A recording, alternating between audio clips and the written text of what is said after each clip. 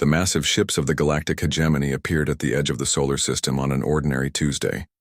They moved with purpose, their engines glowing with purple flame as they approached the orbit of Pluto.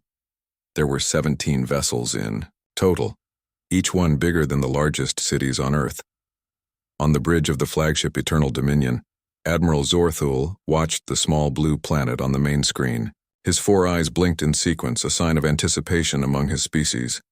The Admiral had performed this duty 87 times before. Approach, demonstrate power, accept surrender, integrate the new world into the hegemony. It was routine. Scans, complete, Admiral, reported Subcommander Vex. The humans have achieved space travel as intelligence suggested. They have settlements on their moon and the 4th planet. Their technology is primitive. They use radio waves for communication and chemical rockets for most transportation.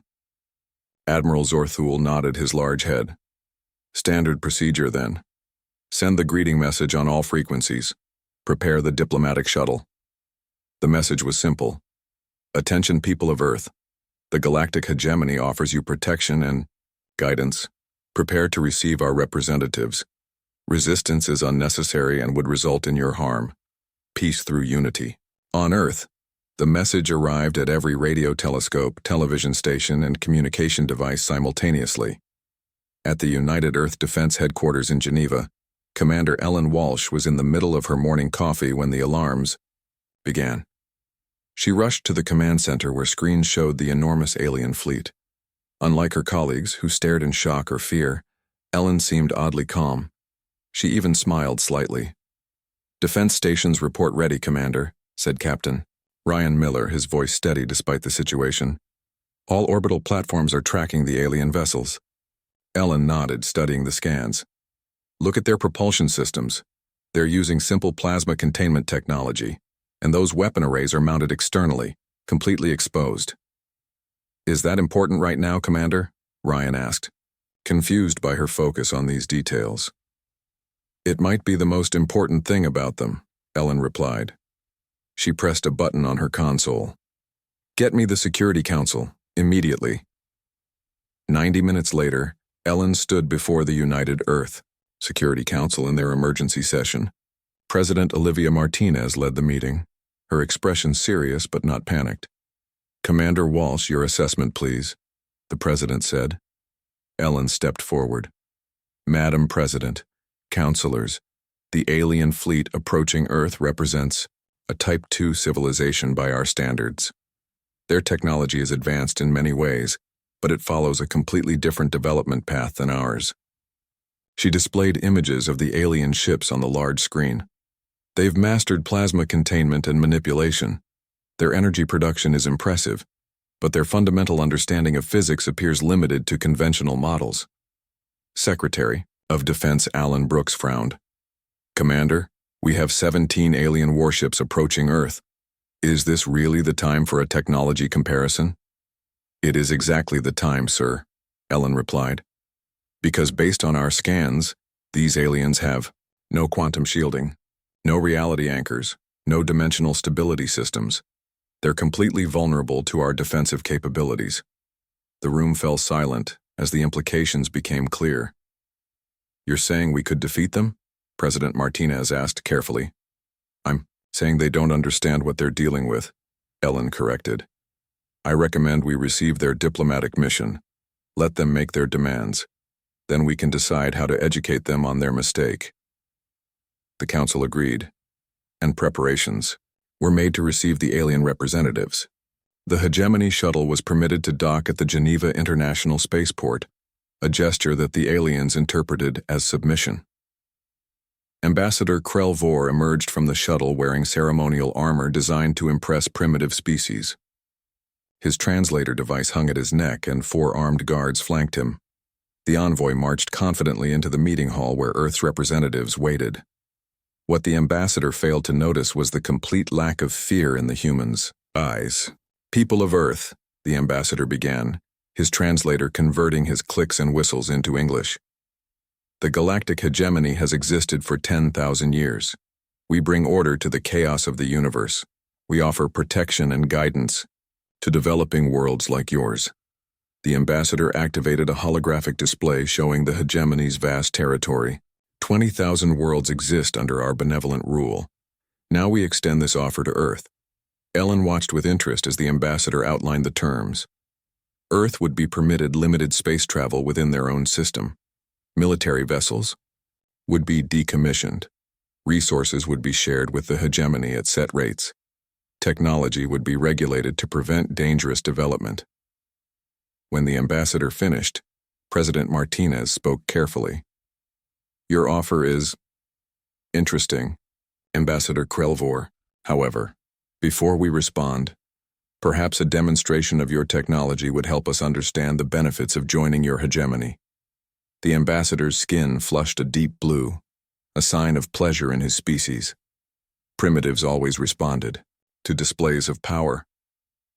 Of course, Admiral Zorthul will be happy to oblige.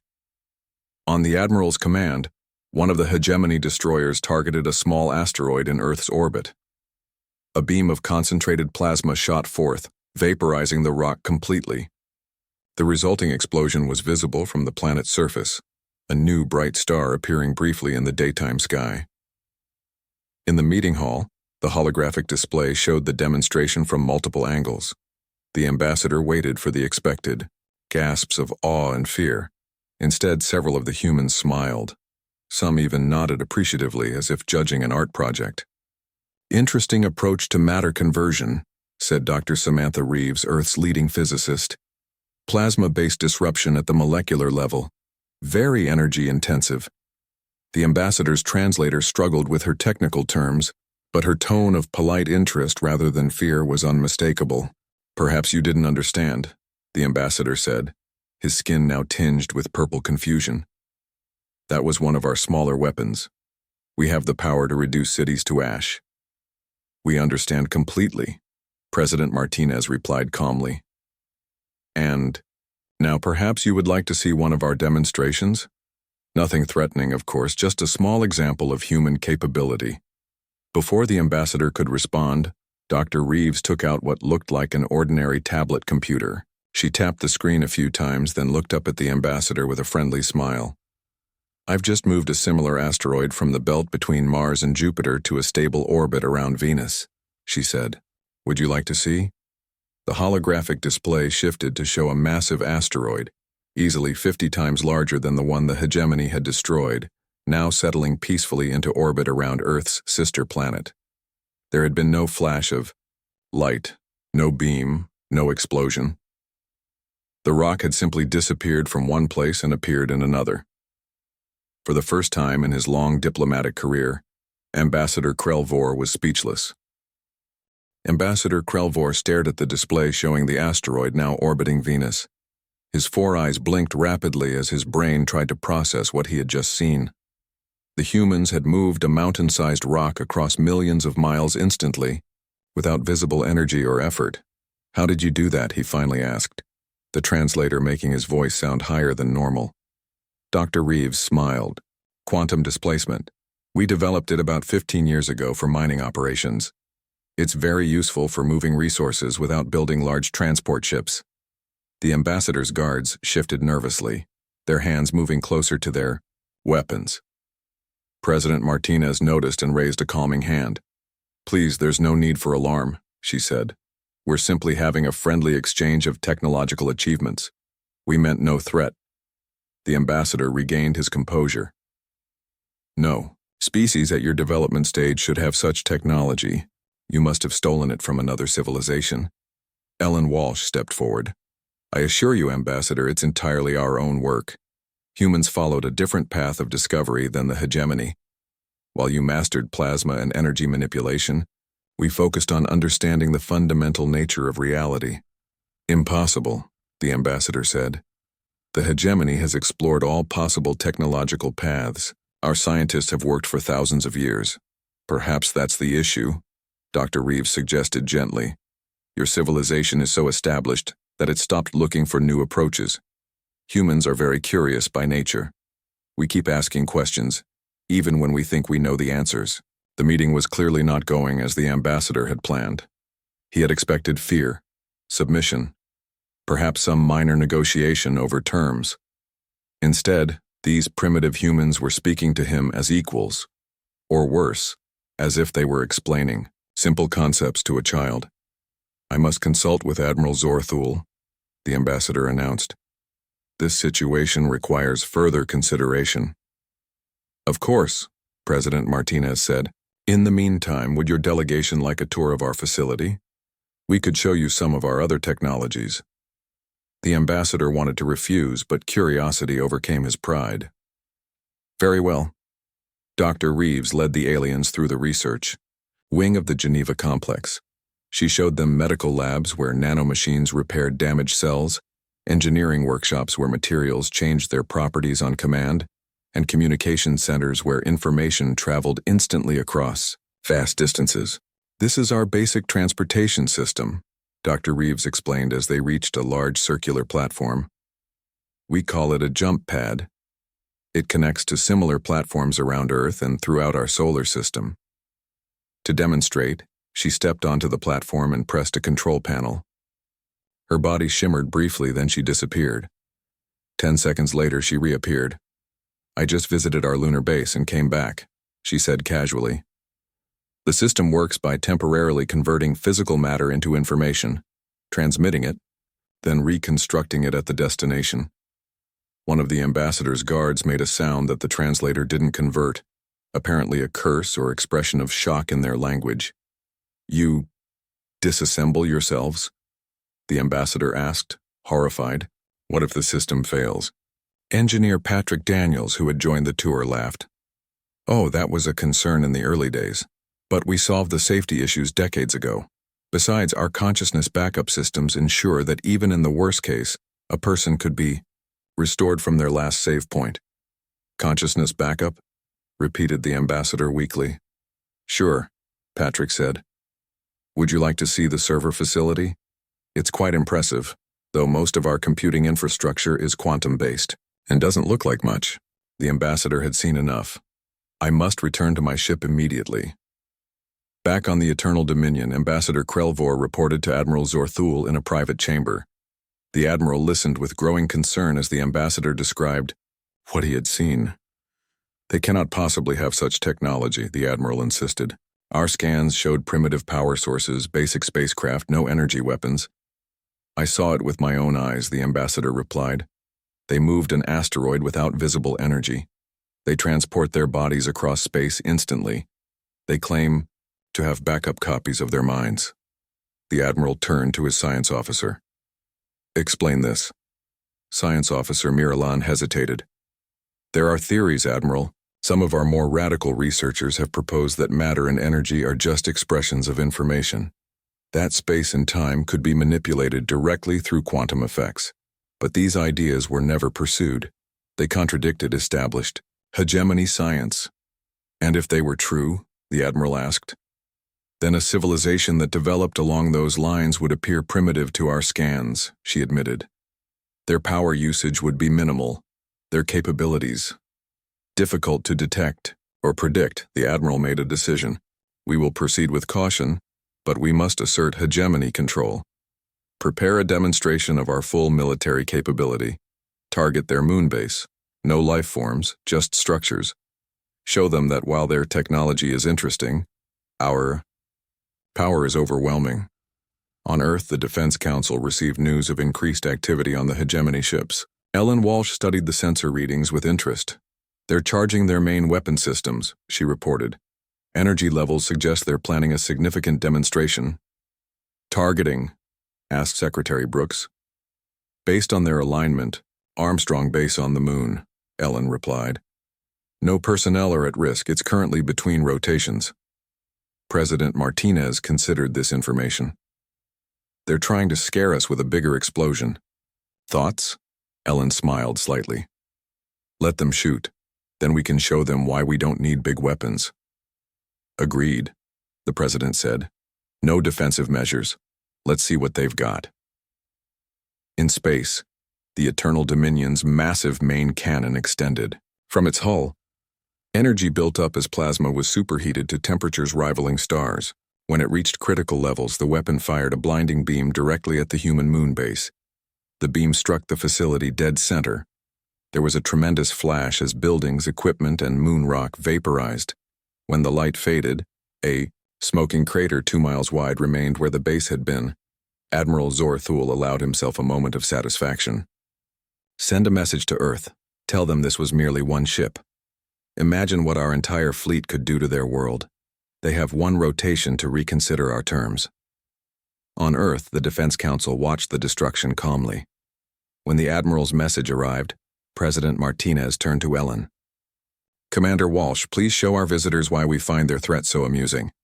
Ellen nodded and spoke into her communicator. This is Commander Walsh. Authorization Quantum Shield Alpha. Execute. Nothing seemed to happen for a moment. Then, on the display showing the moon's surface, something impossible occurred. The smoking crater began to ripple like water. Then, as if time itself was reversing, the destruction disappeared. Buildings reformed. Moon rock reconstituted. Within seconds, Armstrong Base stood intact once more, exactly as it had been before the attack. In orbit, Admiral Zorthul stared at his sensors in disbelief. What just happened? He demanded. Science Officer Miralan's voice trembled as she answered. They rewound time, Admiral. They undid our attack as if it never happened. Silence filled the bridge of the Eternal Dominion. Admiral Zorthul watched the rebuilt moon base on the main screen, his mind struggling to accept what his eyes saw. The base stood perfectly intact, as though his ship had never fired upon it. Send a team to the surface, he ordered finally. I want confirmation that this is not just an illusion. An hour later, a scout ship returned from the moon. The team reported that Armstrong Base was solid and real. They had walked through its corridors and touched its walls. The base existed, in physical form, not as a hologram or sensor trick. This defies all known physics, Science Officer Miralan said, her voice barely above a whisper. They didn't just rebuild the base. They restored it precisely as it was, down to the smallest detail. Admiral, these humans have technology that manipulates reality itself. Admiral Zorthul's pride warred with his growing sense of unease. In 10,000 years, the hegemony had never encountered a species that could undo their attack so effortlessly. Call a war council, he commanded. All ship captains and senior officers. On Earth, the Defense Council watched the hegemony ships with growing interest. Their sensors detected increased communication between vessels and unusual movement patterns. They're reorganizing their fleet, Ellen Walsh reported. Defensive formation. They're scared. President Martinez nodded. Perhaps now they'll be more open to genuine diplomacy rather than demands. A message arrived from the Eternal Dominion. Admiral Zorthul requested a meeting with Earth's military leaders aboard a neutral vessel, a small hegemony shuttle positioned halfway between the fleet and Earth. It's a trap, Secretary Brooks warned. They want to capture our leadership. Ellen smiled. Let them try. I volunteer to go. I'll join you, said Dr. Frank Thompson, head of Quantum Defense Systems. We should show them we have nothing to fear. President. Martinez agreed to the meeting but took precautions. Wear quantum trackers. If anything seems wrong, we'll pull you out instantly. The hegemony shuttle was a simple vessel with a large meeting room in its center. Admiral Zorthul waited there with 2 armed guards and Science Officer Miralan. When Ellen and Dr. Thompson arrived, the Admiral studied them with all 4 eyes. You are not what I expected, he admitted. Your species shows no fear. We learned to overcome fear long ago, Ellen replied. Fear is useful for survival, but it can block progress. We prefer curiosity. The Admiral gestured to the seats across from him. Please join us. I have many questions. As they sat, Ellen noticed the subtle scanning devices built into the table. The hegemony was attempting to analyze them. She exchanged an amused glance with Dr. Thompson. You're trying to understand our technology, Ellen said directly.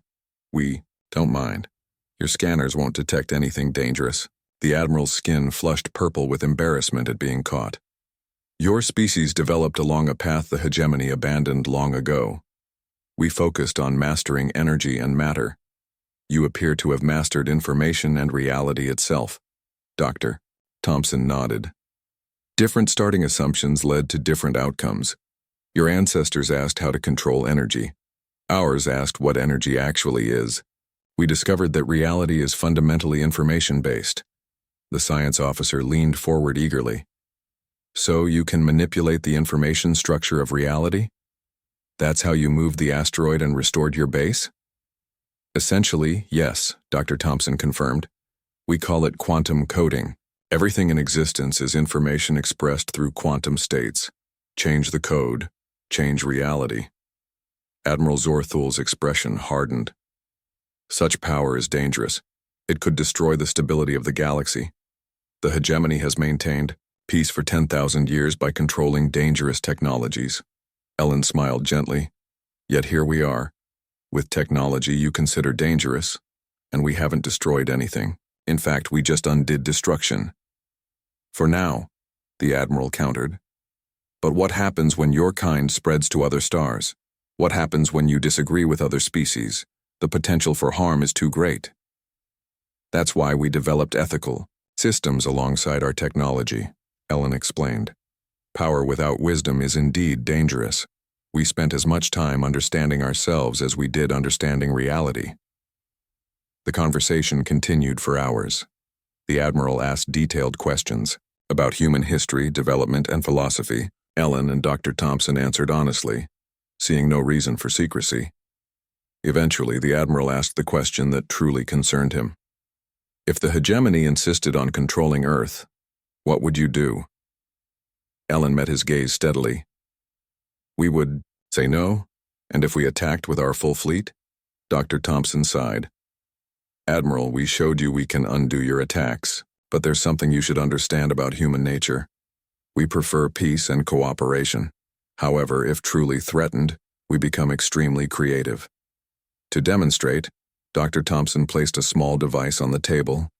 A holographic display appeared, showing a simulation of space around the hegemony fleet. This is reality as it exists now, he explained. Then he tapped the device. In the simulation, the space around the fleet rippled. Suddenly, all 17 hegemony ships were gone. No explosion, no destruction, simply gone. We could create a localized pocket of altered spacetime, Dr. Thompson explained calmly. Your ships would still exist, but in a different dimensional phase. You would be unharmed but unable to interact with normal space until we restored you. The Admiral stared at the simulation, the implications clear. The hegemony fleet, for all its power, was completely vulnerable. Science Officer Mira Lan broke the tense silence. If you have such power, why haven't you expanded beyond your system? Why aren't you controlling the galaxy? Ellen looked surprised by the question. Why would we want to control others? Exploration and discovery are much more interesting than domination. Besides, Dr. Thompson added, we're still young as a species. We have much to learn before we venture too far from home. We hope to meet friends among the stars, not subjects or enemies. Admiral Zorthul sat back, considering all he had learned. For the first time in his long career, he faced a species that couldn't be intimidated or defeated. More surprisingly, they showed no desire to use their power against the hegemony. I believe, the Admiral said slowly, that the hegemony must reconsider its approach to Earth. Perhaps instead of offering protection, we should be discussing exchange of knowledge. Ellen smiled. Now that's a conversation we'd be happy to have. Admiral Zorthul returned to the Eternal Dominion with much to consider. The meeting with the humans had changed everything. For the first time in his long career, he faced a species that could not be conquered or controlled. Yet strangely, they showed no desire to conquer or control the hegemony either. In his private quarters, the Admiral reviewed the sensor data from the meeting. The humans had allowed his scanners to record their conversation, but the devices had detected almost nothing unusual about the visitors themselves. Commander Walsh and Dr. Thompson appeared physically normal, with no implants or energy signatures to explain their abilities. They said reality is information, the Admiral muttered to himself, that they can change the code. A soft chime announced Science Officer Mira Lan at his door. She entered carrying a data tablet, her expression troubled. "Admiral, I've been analyzing everything we know about the humans. I have a theory about why our scanners detect so little unusual technology in their system." The Admiral gestured for her to continue. "Their most advanced systems don't use energy in ways we can detect," she explained. They described reality as information expressed through quantum states. If true, they would need very little conventional energy to achieve remarkable effects. "Like moving asteroids or undoing our attack," the Admiral said. "Exactly. But there's more," Miralan continued. "I believe their entire civilization is integrated with this quantum information network. Their ships, their people, their planet itself, all connected at the quantum level." The Admiral considered this. "Is this why they seemed unconcerned by our threats? Because they exist beyond physical form?" "Possibly," she agreed. "They mentioned consciousness backups. They may have evolved beyond depending on their biological bodies." The implications were staggering. The hegemony's entire approach to domination relied on threats to physical existence: weapons, resource control, planetary bombardment. Against beings who could manipulate reality and back up their minds, such threats were meaningless. "What do you recommend?" the Admiral asked. Miralan hesitated. "Scientifically speaking, I recommend we learn from them. Their technology represents a different path of development, one the hegemony abandoned millennia ago. They could teach us much." The Admiral nodded slowly. "Prepare a new diplomatic approach. No more demands or threats. We will offer genuine exchange." Meanwhile, on Earth, the Defense Council reviewed the meeting results. Ellen Walsh and Dr. Thompson shared their impressions of Admiral Zorthul. "He's intelligent and adaptable," Ellen said. "Once he understood our capabilities, he immediately began reconsidering his approach." "But can we trust the hegemony?" Secretary Brooks asked. "They've conquered thousands of worlds. Their entire civilization is built on domination." Dr. Thompson shrugged. "They dominated because they could. No species ever had the means to resist them effectively. We've changed that equation." President Martinez tapped her fingers thoughtfully on the table. "I believe we should invite them to a more comprehensive demonstration. Show them not just what we can do, but how we do it. Perhaps understanding our technology will help them understand our perspective." The Council agreed, and an invitation was sent to the hegemony fleet. The Admiral accepted immediately. The next day, a larger hegemony delegation arrived at the Geneva spaceport. Admiral Zorthul was accompanied by Science Officer Miralan and 5 other scientists from different ships. Ellen Walsh greeted them. "Personally, today we'll show you our Quantum Research Center," she explained as they boarded a transport. "It's where we developed much of our reality manipulation technology." The transport rose into the air and accelerated smoothly. Within minutes, they were crossing the Atlantic Ocean. The aliens watched in fascination as the blue waters rushed beneath them. "Your vessel uses no propulsion system we can detect," Miralan observed.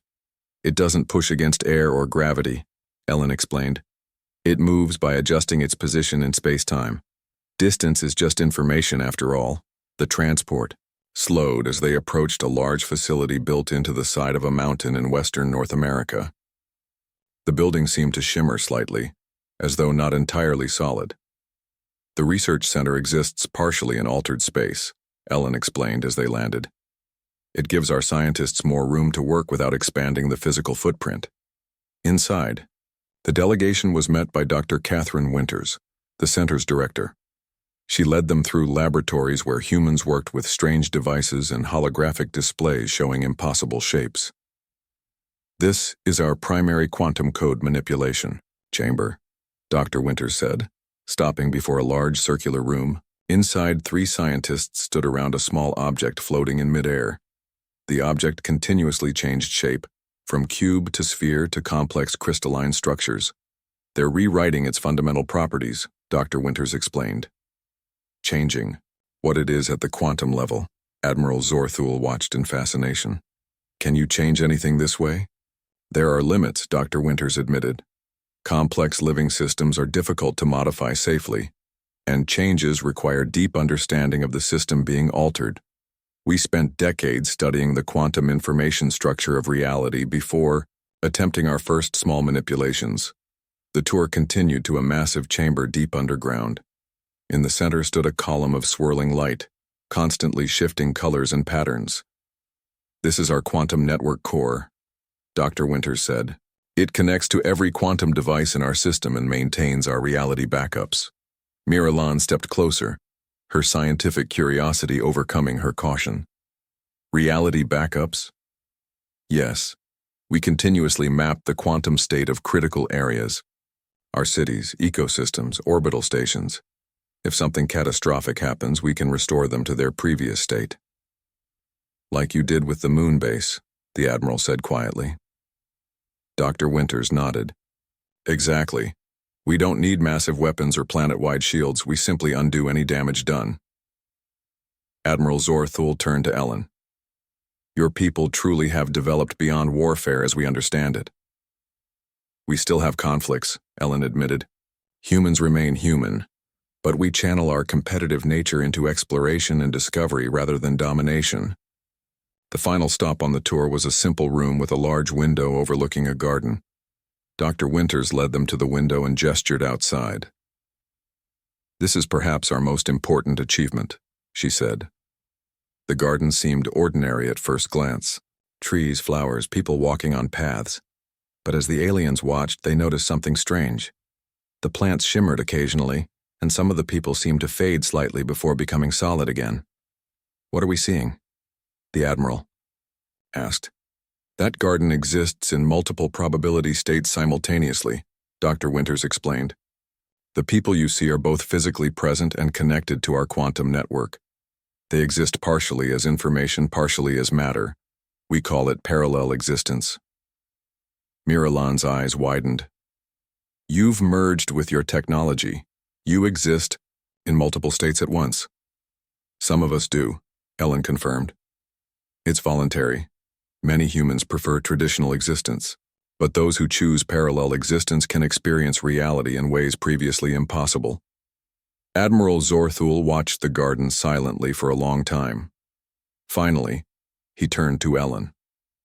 "I believe the hegemony represented the pinnacle of development. I see now we have much to learn. Earth will not join the hegemony as a subject world. That much is clear." "No," Ellen agreed. "But we would welcome the chance to join as equals, to share knowledge and explore the universe together." 2 weeks after the tour of the Quantum Research Center, representatives from Earth and the Galactic hegemony gathered on the neutral space station Harmony. The station floated at the midpoint between Earth and the hegemony fleet, a symbol of the new relationship forming between the two civilizations. Admiral Zorthul had spent those 2 weeks in deep discussion with the Hegemony High Council. Convincing them to change 10,000 years of expansion policy had not been easy. Some counselors called for a full attack on Earth, regardless of human capabilities. Others demanded that the fleet retreat and establish a quarantine zone around the Sol system. In the end, the Admiral's arguments prevailed. The hegemony would attempt something new, an equal partnership with another species. The meeting room on Harmony Station was large and circular. Earth's delegation sat on one side, led by President Martinez. The hegemony representatives sat opposite, led by Admiral Zorthul. Between them stood a holographic display showing both Earth and the hegemony's territory. "Let us begin," President Martinez said.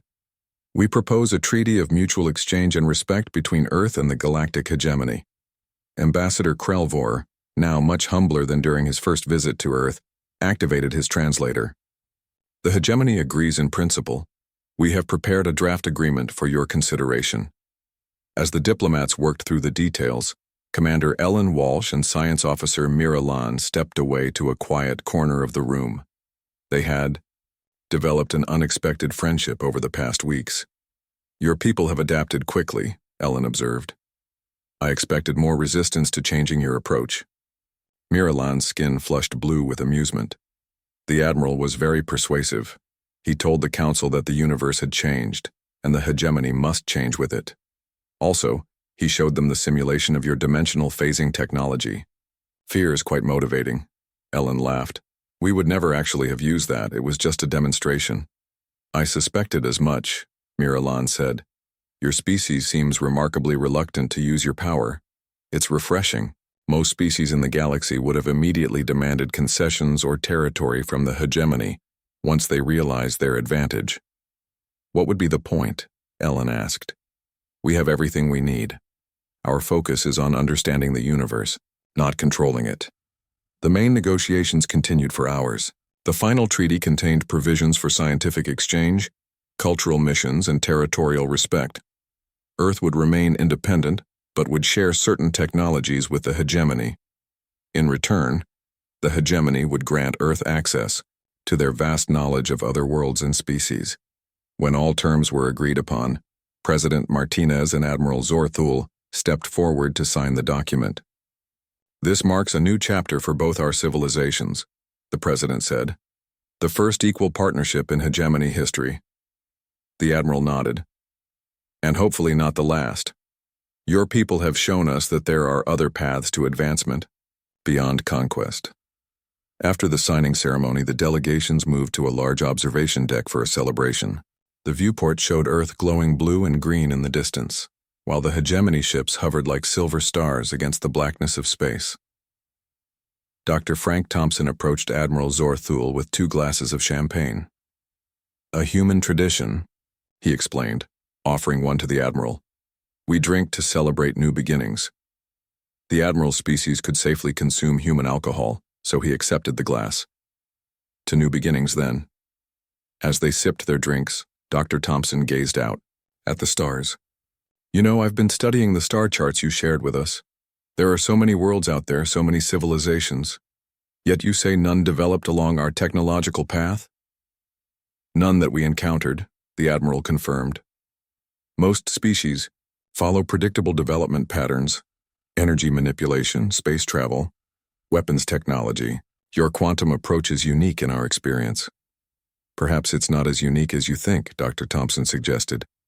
Maybe there are other civilizations out there who chose a similar path but remain hidden from conventional detection. The Admiral considered this. An interesting theory. Civilizations existing in altered quantum states might be invisible to our scanners. We might have passed them by, never knowing they were there. Exactly, Dr. Thompson said. The universe might be far more populated than we realize, each civilization developing along their own unique path. Across the room, Ellen Walsh was speaking with Science Officer Miralan and several other hegemony scientists. They had set up a small demonstration of quantum coding, showing how information could be used to alter simple matter. The practical applications are endless, Ellen explained. From medicine to construction to space travel, we've only scratched the surface of what's possible. One of the hegemony scientists, a tall, spindly being named Trelvor, watched in fascination as a small metal cube transformed into a perfect sphere. Could such technology be integrated with our plasma systems? I don't see why not, Ellen replied. Different approaches can complement each other. Your energy manipulation combined with our information manipulation could lead to completely new technologies. As the celebration continued, President Martinez and Admiral Zorthul found a quiet moment to speak privately. What happens next? The President asked. After your fleet returns home with news of Earth? The Admiral's 4 eyes blinked thoughtfully. Change, I expect. Significant change. The hegemony has operated one way for 10,000 years. Your existence challenges everything we thought we knew about technological development and interspecies relations. Change can be difficult, President Martinez acknowledged. Indeed, the Admiral agreed, but sometimes necessary. Your people have shown us there are alternatives to conquest and control. Some in the hegemony will resist this idea, but others will embrace it. The President smiled. And you, Admiral? Which group do you fall into? I have seen your world, he replied, slowly. I have witnessed what cooperation and curiosity can achieve. The path of domination suddenly seems limited by comparison. As the celebration wound down, the guests gathered once more at the viewport. The hegemony ships were preparing to depart, their engines glowing with purple fire. Ellen Walsh stood, between Dr. Thompson and Science Officer Miralan, watching as the massive vessels began to move away from Earth. "They're beautiful in their own way," Ellen remarked, nodding toward the ships. "As is your world," Miralan replied. "So small, yet containing so much potential. The hegemony misjudged you badly," Dr. Thompson laughed. "That seems to be a common reaction to humanity. People underestimate us, then are surprised when we exceed expectations. A trait worth cultivating," Miralan said. "In a universe full of different species and civilizations, the ability to surprise others is valuable indeed." As the last hegemony ship disappeared into the darkness, Admiral Zor Thul turned to President Martinez. "This is not an ending, but a beginning. Earth and the hegemony moving forward together." "To the stars," the president agreed, raising her glass one final time. "And whatever surprises they hold."